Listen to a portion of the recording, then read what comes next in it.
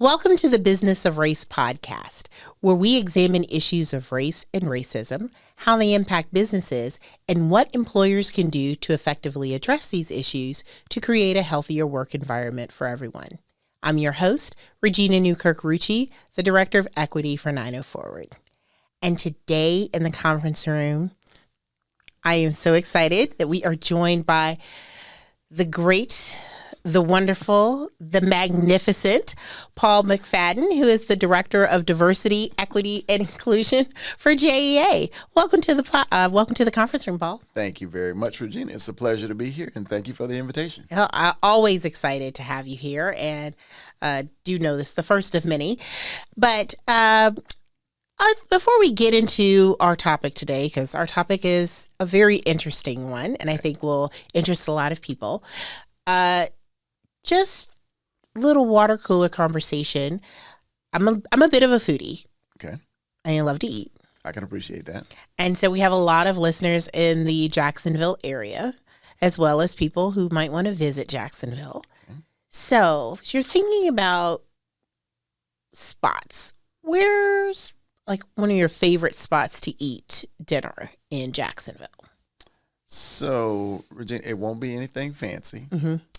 I am Southern. I'm from South Carolina, so I love Southern comfort food. Mm. Growing up, I never had oxtails as a child. But in my adult life, I have learned to appreciate a good oxtail and rice. Mm-hmm. And I have found that at the Potter's House. Yes. And so I frequent there fairly often, probably more than I should. I am a fan of the Potter's House as well. You got me with good soul food. I will tell you now, though, I don't eat oxtails on principle. And here's the principle, because my aunt used to love them. I'm like, that is way too much work for that little meat. You're right. No. You're right. But if you know how to prepare it, yes, it's worth the effort. Oh, damn. Now I'm going to disagree with that, because that is a whole lot of work for it's a little bit. But they do have really good Southern food there. And so whenever my folks are in town, that's generally the only place we're going. Understand. They love it. And so for me, I like the ambiance of a restaurant in addition to the food. Mm-hmm. And so one of my favorite spots in Jacksonville, two for that, are Black Sheep and River and Post, both in Riverside. Two good spots. Because I love a good rooftop bar. Right. On a nice, comfortable night when it's not too humid. The 3 or 4 days in Florida that happens every year. But, to just go up and maybe have a glass of wine and have some appetizers after a very eventful day. I would agree. And to watch the sun coming in over the river, it's really just relaxing and enjoying, and it makes the food better, truthfully. It does. But definitely those are two of my favorite spots to go. I like those as well. Mm-hmm. Good ones. All right. Yeah.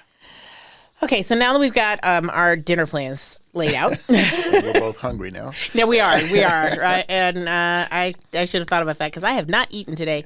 So we'll go after this. But moving on to our agenda topic. You work in electrical and utilities, which tends to be a very male-dominated space. Yes. Right? And so when we look at DEI, that's diversity in all of its forms, not just race, but obviously you're looking at gender and age and backgrounds and all those things, all the different identities that people carry. Yes. Right? But we do have some industries that tend to be more heavily dominated by a particular identity. In this case, this is a very male-dominated industry. Correct. So today I want to talk a little bit about some strategies about how you recruit for underrepresented identities in overrepresented fields. Okay, good question. So we'll start with women, because we are underrepresented in the gender of female. Mm-hmm. The utility industry, its history has been male dominated, and I think a lot of that comes from the fact that many of the people who are in the industry have learned about the industry through generations. It's a brother, it's a sister, it's an uncle, it's a father, talking to their nephew, their son, so on and so forth, about what a great industry it is, what an opportunity to make a good living. And so I'm a believer in that you can be what you can see. And we have not shown the utility as effectively as an opportunity for women and underrepresented cultures and races as much as we have for, let's say, white male, which is where predominantly. When you look at JA, it's no different from the energy industry. It is, I think the statistics say it's about 8% female, 92% male. JEA, we're currently about 24% female, and we're about 76% male. Some of the things that we're doing is trying to introduce the utility industry as an opportunity for everyone. And so what we do is we try to present ourselves in the community, whether it's through volunteerism, whether it's through service, whether it's through our ambassador programs. We try to present ourselves as this is something that you could come to, and this is something that you could be if you aspire to do so. Well, that's interesting, because when I hear volunteer program, I don't think recruitment for underrepresented identities, right? But I think it is key to really be very strategic in all of your efforts for some of the goals that the organization has. So how do you craft programs, community engagement opportunities, volunteerism? How do you craft those so that you do deliver that message and that you are effectively reaching the audiences you want to reach? So, good question.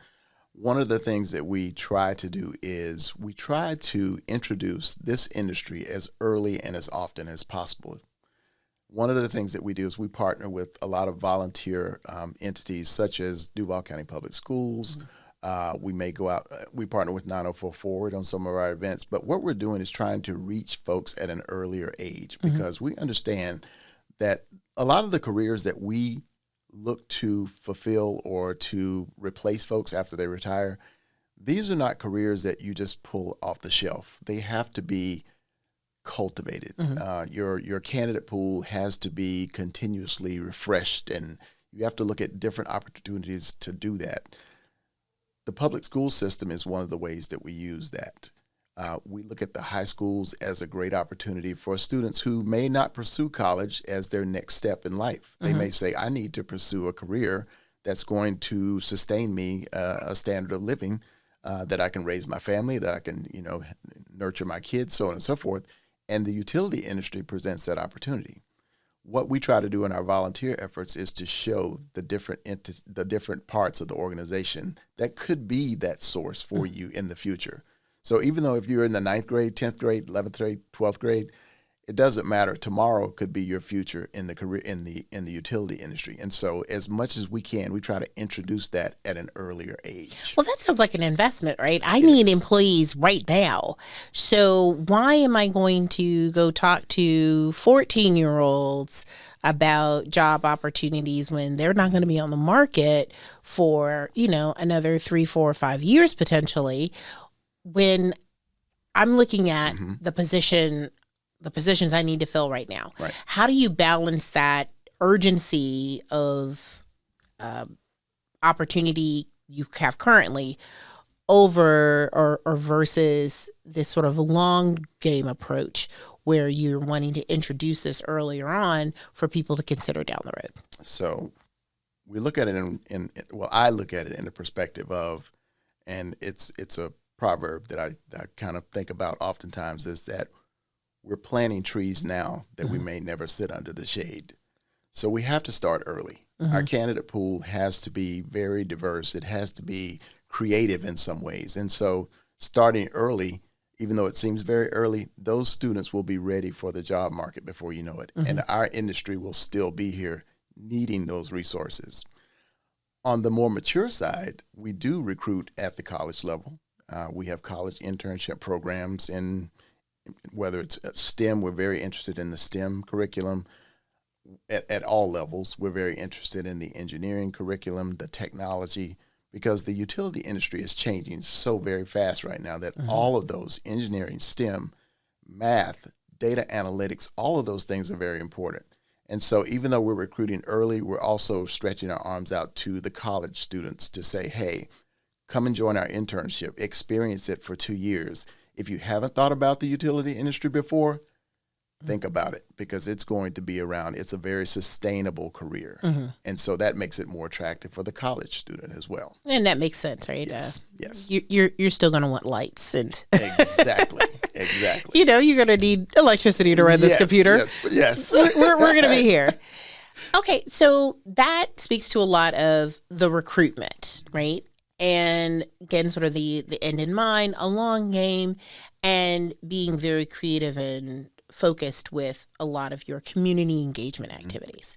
Okay, so but then when you think about underrepresented identities, what happens when they're inside the organization? So again, if I am one of the few women, how do you ensure that not only do I feel safe, heard, seen inside the organization and included, but also then open the door to getting more people in, and same for people of color as well. What do you do as far as the inside of the organization once people are employed to make sure that they stay and hopefully open the doors to others? Yes. So we start with our core values, which are safety, respect, and integrity. That's the foundation of everything we do, whether it's DEI, whether it's recruitment, whether it's employee resource groups. That is the crust of what we try to instill in the environment within JEA. The other thing that we try to focus on with our DEI strategy is to encourage belonging and inclusivity. So no matter what race, gender, ethnic background, culture, you feel like once you enter this organization, there's a space for me. I feel like one of the things that many organizations miss is that employees don't often want to have things done exactly the way that they ask, but they do want the opportunity to feel like they have been heard. And so we try to create avenues internally where folks can have the ability to be heard, whether it's our safety meetings, whether it's our safe space meetings, whether it's a Black History Month or Women's History Month. And Women's History Month is this month. We're focusing on that right now. We also use our employee resource groups to help employees who are internally to feel like there's a place that they can find commonality. For example, we have a really great women in trades group right now.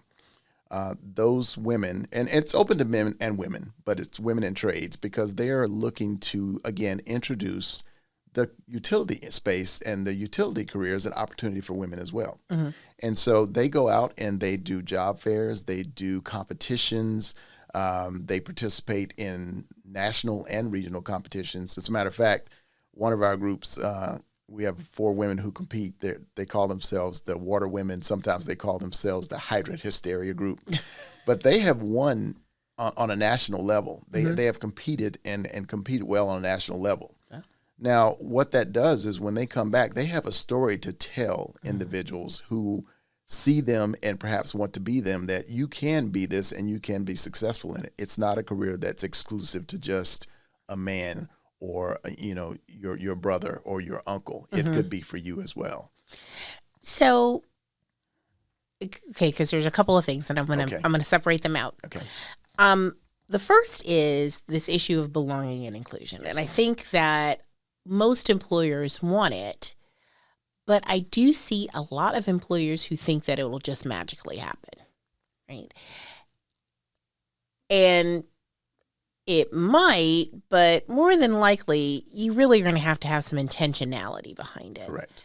So as you think about what are some of the ways that, or some of the things you should be looking at to ensure that you do have a space where employees really feel like they belong? Because I think, again, if I'm an underrepresented identity in a space, if I feel like I belong and I'm safe in that space, that's okay. I'm still willing to be in that space, and I'm willing to open the door and encourage more people who are like me to become in the space. So what are some things that employers should really be looking at to say, okay, we're going to create this space where people belong, and we know we've been successful in doing so. So I think there's a lot of low-hanging fruit that employers are already doing. Celebrating culture, celebrating historical moments. Juneteenth has become more popular, I think, in the last couple of years among employers since it's become a national holiday. Recognizing some of those things are like your low-hanging fruit. The other things that you can do is maybe investigate the pulse of your organization. One of the things that we do annually, and even we do a quarterly pulse survey, is we ask questions around, how do you feel that the leadership of JEA supports diversity? How do you feel that you belong as an individual within our organization? And through that survey, we get responses from the employees to set or maybe even pivot in some of our strategies. And so one of the ways that you can promote belonging is to ask the question, is there some method that we're using that is making you feel belonged? Or is there something that we're doing that makes you feel like you're excluded? And maybe there's something that we can do better as an organization to fix that. And I think it's critical to also state that if you ask the question, you need to also be prepared to respond. Yes. Right? If you get the feedback, you need to have systems in place to make those changes that are necessary, or changes that make sense. Correct. Right. Maybe the suggestion is, oh, well, it'd really be great if we could have nap pods and we could take a nap every hour. Okay, we can't do that, but we could do blah, blah, blah, blah, blah. Yes. But having something in place so that you're getting regular feedback and you've got a team of people who are looking at it and ready to respond and communicate that back out to employees. Correct. Okay. All right. So the other thing that I want to talk about is this issue of visibility, because sometimes I think it's a difficult line to walk, right? I don't want to have anybody to feel like the token, right? Right. But at the same time, women attract women. Latinos attract Latinos. If I see you there and that's okay, that's a good indication that I should apply. Yes. Right? So how do you effectively create those opportunities for those stories to come forth? But it's authentic, it's true, it's not engaging in tokenism, but it really is highlighting, hey, this underrepresented identity can be successful here. Yes. That's a good question. And one of the things that we have intentionally done more recently, I think, is to engage social media more, to share the things that we're doing in our community that shows that we're an organization that wishes to display ourselves as a place that you can belong and that you can be included. So any of the activities that we do, whether they're voluntary or whether they're ambassadorship opportunities, we like to show up and show the community that, hey, there are people that represent your culture, your ethnicity that are inside our walls. Maybe you don't see them every day, but the opportunities that we have, we want to take advantage of those to show young children, young adults, and even adults that this organization represents the service territory that we are supporting. And so we have intentionally used social media to do that a little more in the most recent history, in the most recent past. Some of the other things that we do is, the partnerships that we have. Like, for example, right now we have a partnership with a group called Generation W, and it's Generation Women. That partnership has just begun, but we're starting to do more activities with them and encouraging folks like our women in trade to partner with these young ladies to help them see that, hey, there's an opportunity that you may not have been exposed to. But again, it goes back to seeing what you can be. And so those types of partnerships are things that we continually look for when we go out and, establish ourselves in the community, is that we would like to partner with you and we'd like to move in a direction that supports whatever your mission or your goal is. So this is also interesting too, because you sort of talked about two groups, the internal and external. So internally, having employee resource groups where employees have a space to feel supported. Yes. And then partnering externally with groups to attract or work with some of the areas where you're wanting growth and improvement. So just speak a little bit about some of the strategies. If you're talking to a new organization that hasn't put any of those in place, what are some of the things they need to think about in how they structure employee resource groups, or why they would want to do that, as well as how do you go about identifying who you'd want to partner with in the community and what makes for a successful partnership? Okay. So internally, it goes back again to asking the right questions. And usually if you ask the question openly and you do it genuinely, you will get somewhat of a response.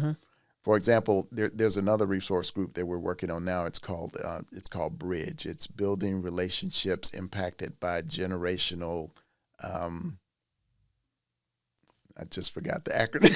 It's, like I said, it's new. It's new. But it's a generational employee resource group whereby, because we have 4 generations at JEA. Oh, wow. Our youngest employee is probably just over 19 years old, and our most senior employee is probably around 76, 77 years old. So within that, you've got a mix of generations that sometimes don't communicate the same, sometimes don't embrace technology the same. Right. Lots of differences that we don't really talk about, but we observe and we watch and we say, why did you react to that when I would have reacted 100% different? Right. And so that's one of the ways that we're trying to encourage internally, that if there are commonalities that we're not addressing or opportunities to educate one another about differences, that we look for those and that we create those opportunities for our employees. Now, we don't expect all 2,200 plus employees to join our employee resource groups. Right. But there is a pocket of our organization that are interested in different things. And so the piece of the puzzle about belonging is to find that pocket that folks feel like they can attach to, and they can feel like they are a little more included, a little more like they belong to the organization. Partnerships externally, one of the things that we're doing really good right now that I think is really good is that we're partnering with Duval County Public Schools. And I'll specifically use an example. First Coast High School, we've been partnering with them for about 2 years, and we have a JEA Academy there. And I know you talked about it's 9th through 12th grade curriculum. Right. But they're being introduced to the utility space in the 9th through 12th grade. The hope is that enthusiasm will continue to grow to the point where they graduate and they feel like the experience that they've had in school can transition into a potential career. It might be an entry-level career, but again, a lot of our entry-level positions escalate, they grow into more senior-level positions. And so we're trying to partner with things like that in the community to, again, reflect JEA as an opportunity and a possibility for people who haven't seen JEA in the past. And one of the more exciting things about that is I think there's about 140 some students in that program right now. About 46 of those are female. And so even though we may not get all 46 of those interested in the utility industry, it is still an opportunity for us to share our story in a place that we've never shared it before. Right. And even if those 46 don't come, they might still tell someone else. And so on. And so on. And yes, so on. Yes. Okay. And so that seems like a really creative way to not only, you're introducing JEA and the opportunities to a potential workforce. Yes. But you're also, for folks who are interning with you and a part of that academy, they still get some experience that's really beneficial if they do take the job. That is correct. Walking in the door. Yes, that is absolutely correct. So I think that's a really good way to sort of, we get this and get that. Yes. And so the more wins you can put in a situation, in a solution, obviously, the better it is for everyone. Absolutely. All right. So, Paul, we'll sort of come to the end here. And I always like to wrap it up with sort of the one big takeaway. If you didn't hear anything else and you're thinking about how you go about recruiting underrepresented identities and overrepresented spaces, what would you say from the things that we discussed today would be your one big takeaway? So again, there's no magic, no magic potion to what we're trying to achieve, but we want to try different things. Again, we want to share our story in places that we haven't shared them before, because I think, again, this is Paul speaking. I think that's one of the things that we haven't done a great job of. We just haven't shared the story of the energy industry. It's a growing industry. It's an exciting industry. It's a changing industry, and it's a sustainable industry. And you can make a good living. And so we haven't really shared that story. When you think about the utility industry, I bet the first thing that maybe comes to mind is power lines and probably sewer. But there's so much more in between. And the one takeaway is that we have to find better ways to share the story about this industry and the possibilities that it offers young individuals, career-minded individuals who are looking for an industry that can offer them an experience that they probably have never thought about. And I think even with the sharing the story, right, that's also sharing it with the various communities you're trying to reach in mind. So that the story is crafted to talk to them. And the story needs to be shared from an individual that maybe you connect with better. As you gave the example, women sometimes communicate with women better. Young people communicate with people in our organization who are closer to their age better. We want to use those as ambassadors. African-American males who don't often have a chance to get to see an African-American male in the utility industry, we want to use that conduit to share that experience from the mouth of someone who looks like you, who has had shared experiences like you. And maybe that grabs your interest a lot more than it would from someone that you feel like I don't have a whole lot of connection with. And as you mentioned before, social media is really a prime way to do that. Yes, absolutely. All right. So I think this is no surprise to anyone who listens to this podcast. My big takeaway is you have to listen to your employees and you have to get the data. Absolutely. Right? You've got to know what is happening and how your employees feel so that you can create that sense. Because I think one of the worst things that you could do is effectively recruit an underrepresented identity and then not have a space for them where they're going to feel like they belong. Because what you're going to do is recruit, but you won't retain. You won't retain, and then you're going to have an external PR campaign against going to you as a place of business. Right? So really understanding what employees want, how they feel, what they want, giving them a chance, again, as you said, to just be heard. And what you're saying is valued. I'm taking it, I'm really listening to it, and I'm responding. Absolutely. I think that makes all the difference. Well, Paul, this has been delightful. Thank you so much for joining us today. I think that this is something that a lot of employers are struggling with, but oftentimes maybe don't think about it in this way. And you've really shared a lot of enlightening pieces of wisdom with us. So I thank you for that. Thank you. I've really enjoyed the conversation. And again, thank you for the invitation. Thank you. And thank you for joining us today. Please click that like button. We like to be liked. And hit the subscribe button as well. That will make sure that you're notified of any new content that we're producing and you're up to date with everything that's happening on the podcast. Thank you so much for joining us. And I always forget to remind people that if you have a question, some information you want to know, something you'd like discussed on our podcast, we will be visiting the mailroom shortly. So send that to info@90forward.org. Thank you so much for joining us, and we look forward to seeing you next week in the conference room. Take care.